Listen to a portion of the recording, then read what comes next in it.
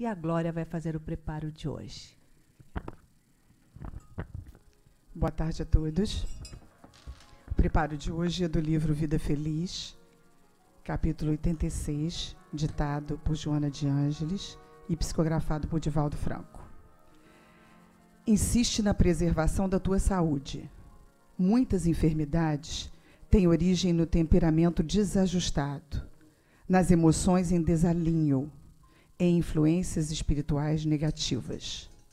A ansiedade, o medo, o pessimismo, a ira, o ciúme, o ódio, são responsáveis por males que ainda não se encontram catalogados, prejudicando a saúde física, emocional e mental. Esforça-te por permanecer em paz, cultivando os pensamentos bons que te propiciarão inestimáveis benefícios. Conforme preferires mentalmente, assim te será a existência. O que acontece com a gente é meio diferente, né? Quando a gente adoece, equivocadamente, a primeira reação que a gente tem é pensar que é um castigo, o que é uma punição. E aí a gente pergunta, mas por que comigo? Mas por que com meu filho? Mas por que com a minha mãe? Mas por que na minha família? A gente ainda não acredita bastante que existe uma pedagogia divina e que, se a doença aparece, é um aprendizado e não uma punição ou castigo. O que Joana nos pede é que façamos um esforço para mudar o nosso campo vibracional, que a gente se ocupe mais com energia boa, saudável nas nossas mentes. Como nós já conhecemos a lei de causa e efeito, então a gente já sabe que nós somos os responsáveis por esse cuidado do nosso corpo e da integração do corpo com o espírito. Então começa pela gente mesmo essa responsabilidade de cuidar. E todos os nossos sentimentos e reações e pensamentos conflitivos, eles são geradores de doença. Por isso, a gente mudando a nossa reação, pensando em coisas mais positivas, como Joana mesmo sempre nos orienta, vigiar e orar, sintonizar com Deus, meditar, respirar, exercitar também para o corpo, nos autoconhecer, cuidar da alimentação, ou seja, exercitar o auto-amor. Boa palestra a todos.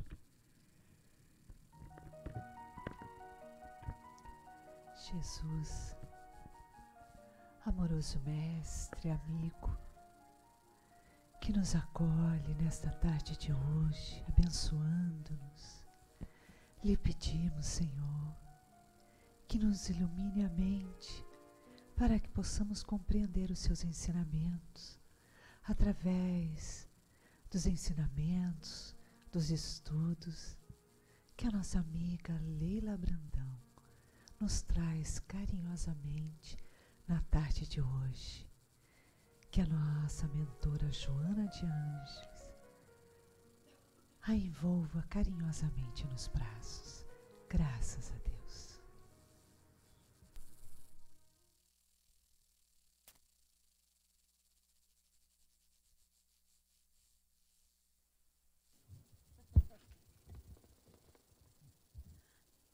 Boa tarde, meus irmãos.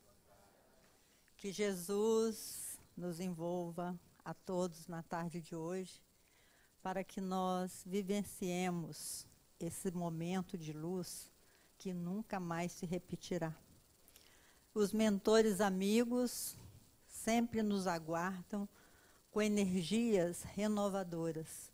Então nós temos que aproveitar, manter, como disse a nossa irmã, a nossa mente ligada ao sentimento de profunda gratidão por estarmos nesse ambiente amparado pela luz divina.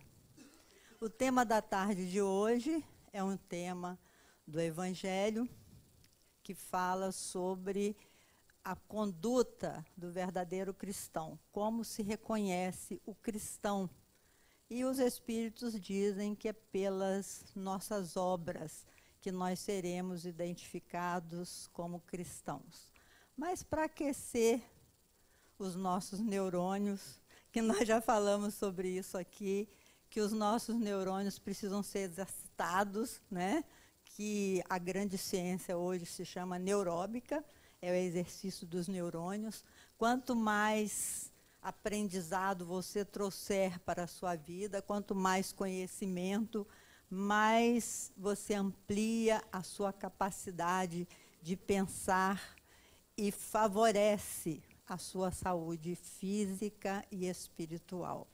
Então, eu trouxe uma frase de Vitor Hugo, que ele disse no livro Os Miseráveis. Ele diz assim: há algo mais espetacular do que o mar. O mar é tão espetacular. Quando a gente chega próximo ao mar, a gente se sensibiliza com a beleza do mar. Na verdade, a nossa Terra, considerado o planeta água, é muito mais mar do que terra.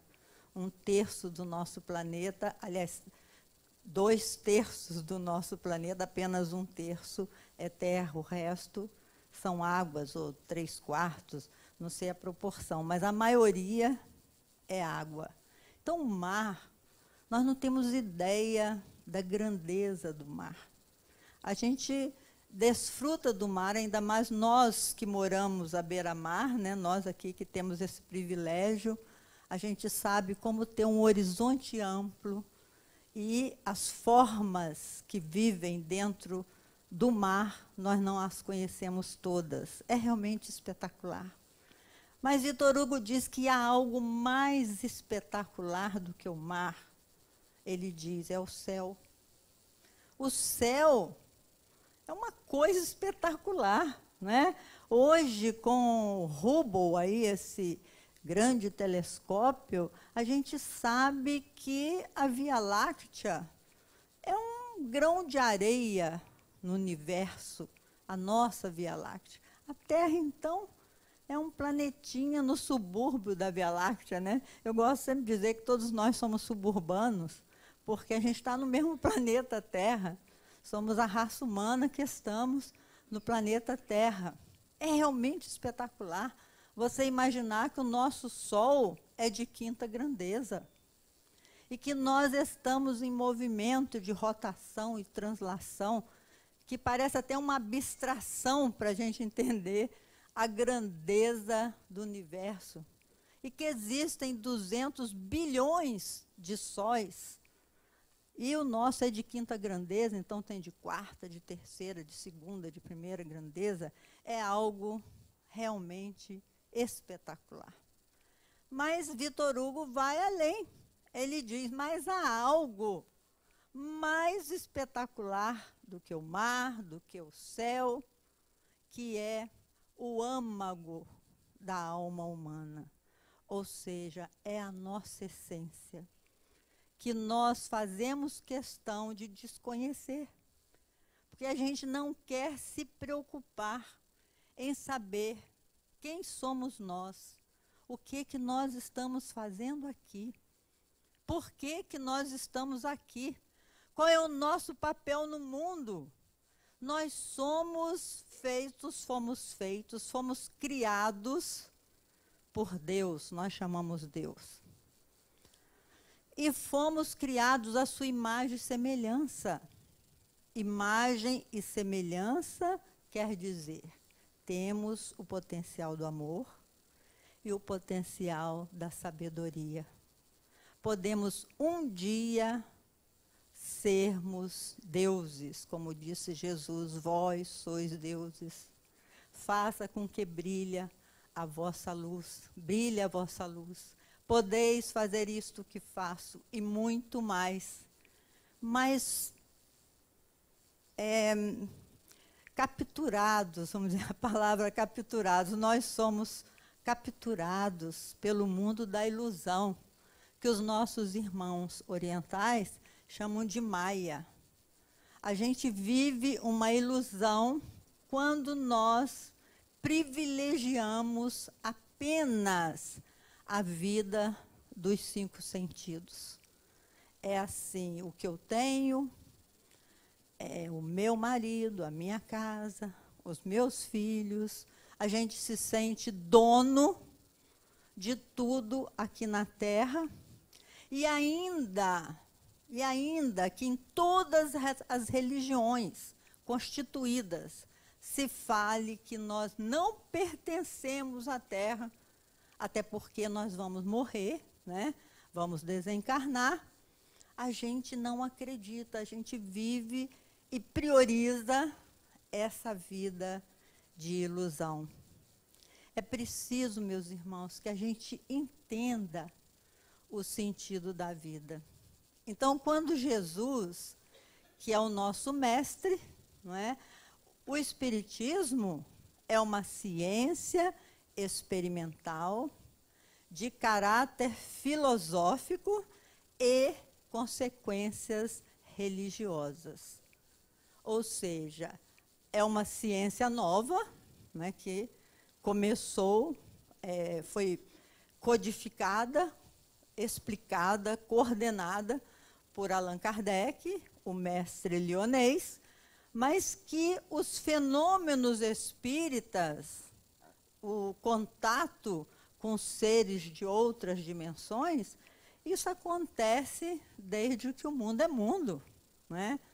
Então, quando Deus, o nosso Criador, que a gente não sabe ainda o que é, a primeira pergunta do Livro dos Espíritos, que Kardec faz aos espíritos, o que é Deus?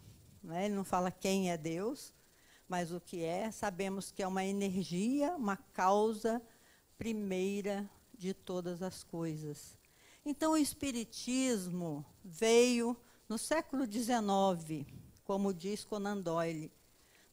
O mundo sofreu uma invasão organizada de espíritos que vieram nos contar em várias partes do globo que a vida continua após a nossa morte. E que Jesus houvera provado isso com a sua grande pedagogia. Então, quando foi perguntado a Einstein qual seria a religião do futuro, Einstein respondeu assim: a religião do futuro é cósmica e transcenderá a qualquer Deus pessoal. A religião do futuro é cósmica e transcenderá a qualquer Deus pessoal, não terá dogmas, não haverá dogmas e nem teologia. Por isso, Leon Denis afirma no seu livro No Invisível que a religião do futuro não será o espiritismo, como não será o catolicismo, como não será qualquer outra instituição filosófica. Mas o espiritismo, segundo Leon Denis, será o futuro das religiões pelos princípios que deixou registrado no mundo. Os 5 princípios da religião, ou da ciência, ou da filosofia espírita, o primeiro princípio é a certeza que existe um Criador. A certeza em Deus, que nós chamamos de Deus. Outras religiões têm outros nomes para esse princípio único, criador de todas as coisas. O segundo princípio é a imortalidade da alma. No futuro, não importa qual é o segmento religioso que você tenha, você será levado a ter certeza na imortalidade da alma. Até porque a comunicação com os espíritos serão favorecidos com outros estudos, como já tem havido através da televisão, que eles chamaram de videocom, as experiências com Hernando Guimarães, ou através de computadores. Não é? No futuro, nós teremos a certeza absoluta que não vamos morrer, provado pela tecnologia, pela ciência. Eu sempre digo para os meus filhos, eles acham muita graça, que eu vou mandar um WhatsApp lá para a dimensão espiritual, né? Hoje em dia, quando eu quero homenagear minha mãe, eu escrevo para ela no computador, porque eu sei que não precisa, que ela pode ler a minha mente. Mas sei lá se ela já tem computador lá, né? De repente fica mais fácil visualizar a mensagem. Mas a verdade, meus irmãos, é que esses 5 princípios básicos que os espíritos trouxeram e que nós criamos, nós seres humanos, a doutrina dos espíritos, ou seja, através de Allan Kardec, o codificador, esses 5 princípios são facilmente comprovados, serão facilmente comprovados. Então, a religião do futuro será uma religião cósmica, porque a gente vai ter contato com seres de outras dimensões, que não nós mesmos, ou outros seres de outros planetas habitados, que é o 4º princípio da revelação espírita, não é? Quando Jesus disse, há muitas moradas na casa do meu Pai, ele falava da multiplicidade de mundos habitados. Esse estudo é muito interessante, e cada um desses princípios da doutrina espírita daria para a gente organizar uma palestra. Mas a palestra da tarde de hoje é saber como que nós vamos identificar aqueles que são realmente cristãos, que compreenderam a doutrina do Cristo. E os discípulos perguntaram isso a Jesus. Os discípulos falaram, mestre, para onde você vai depois daqui? Não é? Jesus falava, para o lugar que eu vou, vocês ainda não poderão ir. Mas no futuro vocês poderão ir para o lugar para onde eu vou. Aí os discípulos perguntaram, mas Senhor, então como que nós vamos saber o caminho para chegar até vós? E Jesus respondeu, eu sou o caminho, a verdade e a vida. E ninguém irá ao Pai senão por mim. Ele falou claramente para os seus discípulos que o que ele veio ensinar é o caminho. E ele sintetizou esse caminho, dizendo, conhecerás os meus discípulos por muito se amarem. Ele colocou de forma clara que a marca do cristão é a marca do amor. Quem quiser se dizer cristão tem que trabalhar o seu potencial amoroso. Em outra feita, eu acho muito interessante a passagem de João, capítulo 13, em que Jesus, reunido com seus discípulos, antes da ceia, ele faz o lava-pés. Coisa interessante, imagina o que é Jesus joelhado aos pés dos seus discípulos, com uma bacia de água, lavando os pés dos seus discípulos, enxugando. Quando chegou na vez de Pedro, Pedro falou, Senhor, como eu posso permitir que o Senhor, meu mestre, ajoelhe diante de mim para lavar os meus pés? Porque a gente é cheio de orgulho, né? Nós somos cheios de pose. Como é que a gente vai fazer uma coisa assim, eu chegar nos pés do meu amigo, lavar os pés? Porque naquela época os judeus ricos, os judeus de posse, eles tinham o hábito do lava-pés. Quando ia uma pessoa importante na casa deles, eles iam com aqueles pés empoeirados, aquelas sandálias de couros que usava, e um escravo ia lá, ajoelhava e lavava os pés do visitante. E aí Jesus falou assim, Pedro, você vai entender por que eu estou fazendo isso. Porque o maior no reino do meu Pai é o servidor de todos. Quem quiser ser o maior no reino do meu Pai, seja o servidor de todos. E ele exemplificou essa humildade de servir. Como é lindo isso, meus irmãos. Nós temos muita dificuldade de servir. A gente só pensa em servir se nós recebermos algo em troca. A gente vê pelo presente, né? Quando a pessoa tem posse, a gente dá um presente melhorzinho, porque sabe que o retorno vai acontecer. Se a pessoa é humilde, a gente dá qualquer coisinha, porque não sabe se vai ter retorno ou não. Nós não damos pelo prazer de dar. Nós damos por interesse pessoal. Conhecerás os meus discípulos, por muito se amarem. Aquele que quiser ser o maior no reino do meu Pai, seja o servidor de todos. Olha aí o mestre exemplificando o potencial que nós temos que desenvolver. Ele precisaria ajoelhar aos pés dos seus discípulos? Não. Ele o fez para mostrar que isso não diminui ninguém, nem ele, mestre. Ele o fez para dizer, olha, como que nós temos que desenvolver o potencial de servir. Nos Estados Unidos, que eu tive agora, passando lá, estudando 3 meses a língua inglesa, para aperfeiçoar o meu inglês, eu nem sei para quê, mas os meus amigos morrem de rir, uma coroa no meio da garotada estudando, e o curso era pesado, eram 4 horas de manhã, 3 horas da tarde, 3 horas à tarde, sendo que de manhã era 5 dias da semana e de tarde eram 2 dias.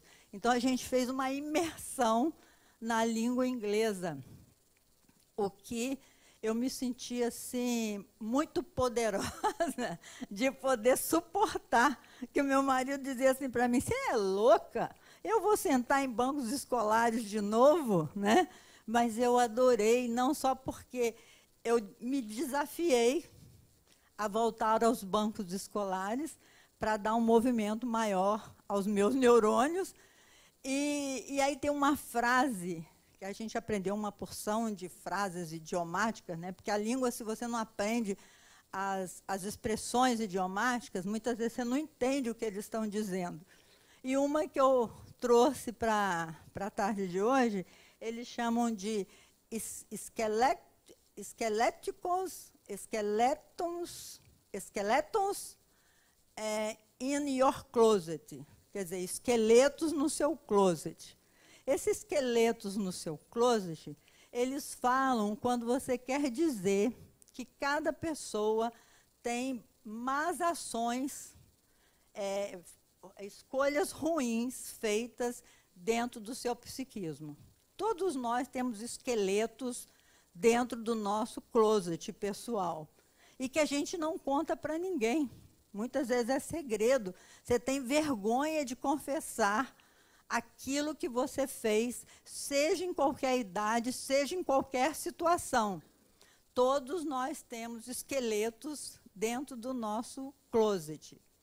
E é interessante essa expressão idiomática, que no Brasil a gente chama de fantasmas, fantasmas íntimos, ou chama de registros, né? Registros dentro do nosso psiquismo. Todos nós temos isso. E que, se você fez errado, não dá para você passar a borracha. Você já fez. Você já cometeu o erro. E nós temos, assim, às vezes, vários atenuantes para os erros cometidos. Ah, eu fiz porque naquela época eu não sabia, eu fiz porque foi o que deu para fazer, né? Eu não tinha idade suficiente e hoje em dia eu não repetiria mais. Então, esses esqueletos dentro do nosso closet é que precisam ser mexidos. Primeiro, a gente se perdoar pelo erro que cometeu. Isso é muito importante. E depois dá para refazer o erro cometido. Não só mentalmente pedir perdão àquela pessoa que resultou no nosso erro, pedir mentalmente, se não puder pedir pessoalmente, às vezes não dá. Foi uma coisa muito lá no passado, né? Refazer mentalmente e buscar a caridade. Porque o evangelista João diz isso também. A caridade cobre a multidão dos nossos erros, a multidão dos pecados. Então, quando a Casa Espírita convida você a fazer alguma coisa de bom, nem que seja doar uma lata de leite ou alguma coisa, qualquer coisa de bom que você fizer, você está refazendo no seu mundo psíquico aquele esqueleto que estava guardado, inconfessável, dentro do seu closet. Não é interessante, meus irmãos, Jesus trouxe para nós essa certeza de que nós vamos nos tornar iluminados. Todos nós temos o potencial da iluminação. Então, o que adianta ficar chorando sobre os próprios erros? Então, as nossas ações, por isso Jesus também disse, a cada um será dado segundo as suas obras. Porque fica escrito na psicosfera, no nosso psiquismo, na natureza, todas as nossas ações não são apagadas, mas podem ser refeitas. E por isso estamos aqui nessa chance reencarnatória. Como gosto muito de usar música, tem uma música do Almir Sater, que eu já usei aqui, que eu acho lindo, que ele fala, ando devagar, porque já tive pressa, leva esse sorriso, porque já chorei demais. Hoje me sinto mais forte, mais feliz, quem sabe só leva a certeza de que muito pouco eu sei, eu nada sei. Conhecer as manhas e as manhãs, o sabor das massas e das maçãs. É preciso amor para poder pulsar. É preciso paz para poder sorrir. É preciso chuva para florir. Penso que a vida seja simplesmente conhecer a marcha e tocando em frente. Como um velho boiadeiro, levando a boiada, vou tocando os dias, pela longa estrada eu vou, estrada sou. Que poesia, né, meus irmãos? Parece estar falando da palestra para nós hoje, porque a única coisa que a gente realmente sabe é que a gente nada sabe. Nós não sabemos nada de nada, eu fico impressionada com a nossa ignorância em pleno século XXI. Nós não sabemos nada de nada. No livro Roteiro, já falei isso aqui, eu gosto de repetir, que Emmanuel faz essa questão, pergunta aos espíritos, onde estávamos nós quando os grandes gênios escreviam a história da humanidade, que já passaram pela nossa humanidade, genialidades que fizeram o mundo dar um salto, não é? Onde estávamos nós quando Grambel trouxe o telefone, quando o casal Curie trouxe as ondas de rádio, quando Sabin trouxe a vacina contra a paralisia, e ele vai enumerando todos esses grandes homens que nos deixaram como herança tudo isso que nós usufruímos. Até o pão que a gente come na nossa mesa, que a gente vai na padaria, foi descoberto por alguém. Alguém fez o primeiro. Alguém fez a primeira roda, alguém arrumou a bicicleta, o carro, Henry Ford, né? E o que nós aqui, que não sabemos nada de nada, o que nós fazíamos? Nada. A nossa irmã respondeu. Mas os espíritos responderam ainda mais, dando puxão de orelha na gente. Eles disseram, enquanto os grandes homens mudavam a história da humanidade, nós estávamos nos saraus das inutilidades, nas festas do nada, preocupados com o que comer, com o que beber, com o que vestir, com os projetos do mundo. Olha, gente, que coisa séria. E quando eu penso nisso, falei, gente, ainda estamos assim. Não é? Ainda estamos assim, preocupados em colecionar bobagens.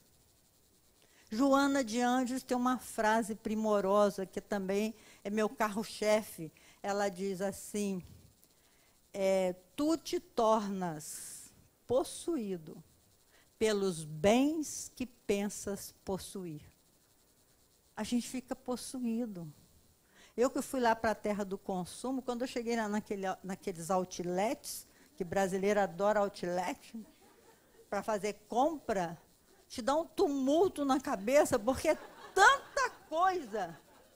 Como é que eu vou carregar isso tudo aqui? Né? Porque quem tem que carregar somos nós. Eu falei com o meu marido, a gente não vai carregar uma mala desse tamanho. Eu não aguento. Você vai ficar escadeirado, vai ficar com dor na coluna. Então, você fica olhando aquilo, é um mundo que nós escolhemos, gente, de juntar coisas, como se isso trouxesse para a nossa vida a alegria de viver. Não é isso a vida, não. Então, a gente tem que botar a mão na cabeça e dizer que escolhas eu tenho feito na minha vida, o que eu estou privilegiando.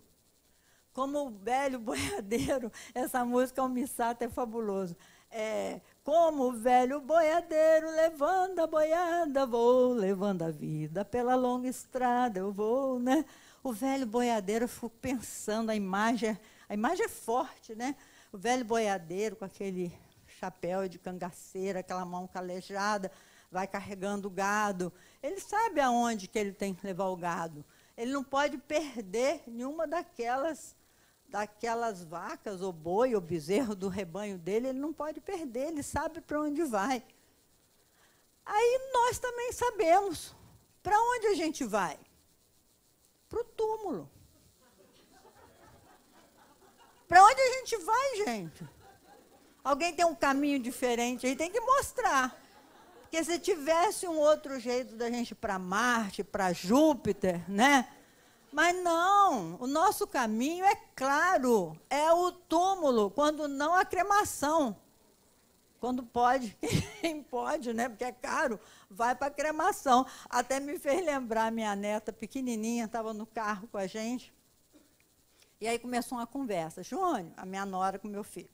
Júnior, se eu morrer primeiro, eu não quero ser enterrada. Eu tenho horror de pensar em enterro. E você, o que eu faço? Se você morrer primeiro, o que eu faço com você? Aí o Júnior falou assim, ô Denise, eu sei lá, faz o que você quiser, eu não estou preocupado com isso. O que você vai fazer para o meu corpo? Né? Aí a minha neta pegou, a pequenininha, tinha 6 anos na época, eu falei, ô mãe, joga para os urubu. Aí eu tive que entrar na conversa, falei, gente, também não é bem assim. Nós temos que ter um amor pelo corpo que nós utilizamos, né? Temos que reverenciar. Afinal de contas, ainda que nós vivamos muitas encarnações, a gente não vem mais com a conformação, Leila Brandão. A minha cara é dessa encarnação. Na próxima, vou vir mais bonita, talvez a Vera Fischer, alguma coisa assim. Ou a Iraci, eu vou caprichar. Entendeu? Então, você tem que agradecer o seu corpo, ter um carinho, um respeito, né? Por isso que a gente vai em enterro, a gente faz homenagem, porque é a última vez que a gente vai ver aquele corpo. Não pode jogar para os urubu. Aí eu explicando para minha neta, mas eu achei graça, porque ela falou, bom, já que é para fazer o mais barato, né, que o Júnior faz o mais barato. Ah, então joga para os urubu. Mas então, meus irmãos, nós sabemos o que nos aguarda. Outro dia estava com um amigo meu que estava passando mal no hospital e tudo, e ele tem 9 irmãos. E aí ele não queria voltar para a casa dele, que a mulher dele estava judiando dele. Aí os irmãos tinham que decidir quem é que ficava com o doente. Ninguém queria. Ninguém queria. Aí estava pensando em arrumar um asilo. A gente ri, mas a vida é assim. Quem é que o padre Fábio de Mello, ele fala, bota o Fábio no sol, que o sonho dele é ficar velhinho, e alguém fala assim, leva o padre Fábio para o sol, tira o padre Fábio do sol. Porque a vida é assim ainda, não vai ser sempre assim. À medida que nós melhorarmos o nosso psiquismo, à medida que a gente mudar o nosso olhar para o mundo, que Jesus falou, se os seus olhos forem bons, tudo será bom.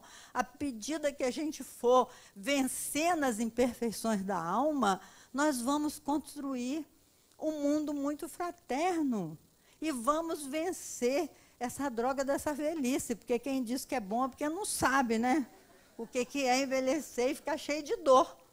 Lá no nosso condomínio a gente joga tênis. Aí o pessoal já sabe, se você levantou sem dor, você já morreu, você está achando que está vivo, você está morto. Você já morreu e não sabe que é dor aqui, dor acolá, porque a dor faz parte ainda do nosso estágio evolutivo. E nem por isso a gente vai detestar a vida, sair chorando por aí, porque nós sabemos. Essa é a beleza da doutrina dos espíritos.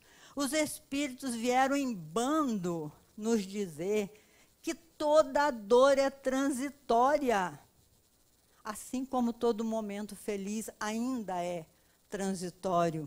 Nós temos alguns momentos felizes, né? Assim.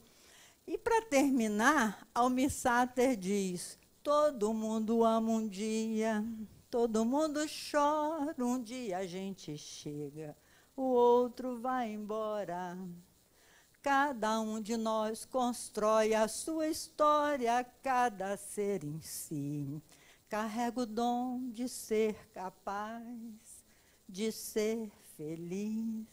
É muito lindo a poesia do nosso irmão, que Jesus o abençoe por essa inspiração, não é? Porque cada um de nós carrega esse dom, é o dom de filhos de Deus, herdeiros do universo, como diz Joana. Ô frase mágica! Quando eu estou diante de uma dor qualquer, seja ela física, seja ela moral, porque a gente, quando tem família, as dores morais às vezes são bem maiores do que as dores físicas, eu olho para o espelho e falo, Leila Brandão, você é filha de Deus, herdeira do universo. Tudo isso vai passar. Tudo passa, meus irmãos. O que nós precisamos tomar conta é da nossa própria consciência. O que eu tenho feito de bom enquanto eu estou encarnado? Porque lá como é que chama? Na legislação dos espíritos, o Código Penal da Vida Futura, que está escrito no céu e inferno, que a minha filha morre de rir, ela é advogada, fala, mãe, como é que pode escrever um Código Penal da Vida Futura? Eu falei, advogado é fogo, o negócio de advogar tudo. Falei, pergunta lá para os homens, eles que escreveram. O Código Penal da Vida Futura são 33 itens. Quem já leu aqui, levanta a mão. Gente, vocês não leram o Código Penal da Vida? Um leu, está salvo, porque já sabe o que aguarda. Tem um código, está tentando, né? O Código Penal da Vida Futura, ele diz assim, não basta você não fazer o mal, há que fazer o bem. Então, as pessoas falam assim, eu não faço mal para ninguém, eu cumpro o meu dever, eu cuido da minha família, cuido dos meus filhos, mas aí você está renunciando à terceira dimensão da sua missão na Terra. Como disse Allan Kardec, a primeira dimensão é com você mesmo, ninguém pode resolver as suas pendências. A segunda dimensão é em família, não existe acaso da gente estar nessa família complicada, temos que resolver as nossas questões. E a terceira é o ser social. Temos um compromisso com a época em que vivemos. O que nós temos feito de bom para a comunidade? Aí, nesse caso, eu acho que a Iraci está meio que salva, né? Brincadeira à parte, meus irmãos. Que Jesus nos abençoe, para que a gente saia daqui renovado, dispostos a escrever um projeto de trabalho íntimo. Quais as imperfeições eu preciso tirar da minha vida? E o que eu posso fazer para ajudar, de algum modo, o tempo em que eu estou vivendo? Muita paz para todos.